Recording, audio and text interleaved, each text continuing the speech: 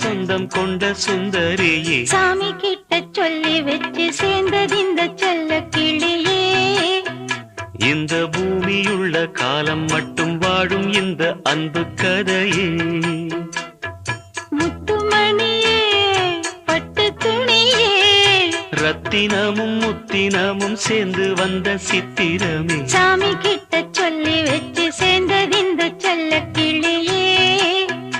இந்த பூமியுள்ள காலம் மட்டும் வாழும் இந்த அன்பு கதையே.